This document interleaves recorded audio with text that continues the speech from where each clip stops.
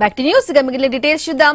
హైదరాబాద్ పాత బస్తీలో మత్తు ముఠాలు హిందూ బాలికలపై అఘాయిత్యాలకు పాల్పడుతున్నాయంటూ కేంద్ర హోంశాఖ సహాయ మంత్రి బండి సంజయ్ ఆరోపించారు. అమ్మాయిలను డ్రగ్స్ కు అలవాటు చేసి కిడ్నాప్లు చేసి అత్యాచారం చేస్తున్నారని చెప్పారు. మత్తు ముఠాలకు మజ్లిస్ అండగా ఉంటుందని పోలీసులు అంటకాలగుతున్నారని విమర్శించారు. ఇక హోంశాఖను చూస్తున్న సీఎంకు ఇంటెలిజెన్స్ వ్యవస్థ ఈ విషయాలు చేరవేయడం లేదా అంటూ బండి ప్రశ్నించారు. నషాముక్తు తెలంగాణ అంటే ఇదేనా అని మరో ప్రశ్న వేశారాయన.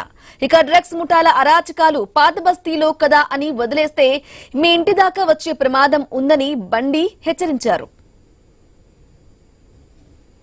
ఓల్డ్ సిటీలో చార్మినార్ ప్రాంతంలో మైనర్ బాలికలపై జరుగుతున్నటువంటి అరాచకాలకు సంబంధించి పాత బస్తీలో కొన్ని స్కూల్స్ హిందూ అమ్మాయిలు ఎక్కువగా చదివే స్కూల్స్ కాలేజ్ టార్గెట్ చేసుకొని ఒక డ్రగ్స్ మూట, ముస్లిం యువకులకు సంబంధించి ఒక డ్రగ్స్ మూట అక్కడ మైనర్ అమ్మాయిలను ట్రాప్ చేసి వాళ్ళ జీవితాలను సర్వనాశనం చేస్తున్నటువంటి దారుణ సంఘటనలు ఈ చార్మినార్ ప్రాంతంలో జరుగుతున్నాయి. పోలీస్ కాంప్లైంట్ ఇస్తే పోలీసులు పట్టించుకోలే.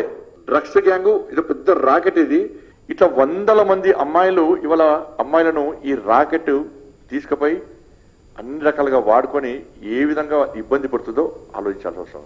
నషా ముక్త్ భారత్ చేయాలని చెప్పి మోడీ గారు చూస్తున్నారు. కానీ తెలంగాణలో రాష్ట్ర ముఖ్యమంత్రి ఏం చేస్తున్నాడంటే నషా యుక్త్ తెలంగాణ చేయడానికి ప్రయత్నం చేస్తున్నాడు.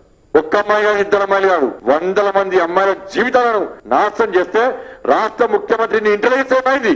చీమ చిటుకుమంటే ఇంటెలిజెన్స్ రిపోర్ట్ ఇవ్వాలి అని చెప్పండి. రాష్ట్ర ముఖ్యమంత్రి చెప్పండి, చాలా బాగా చెప్తా, మేము కాపాడుకుంటాం.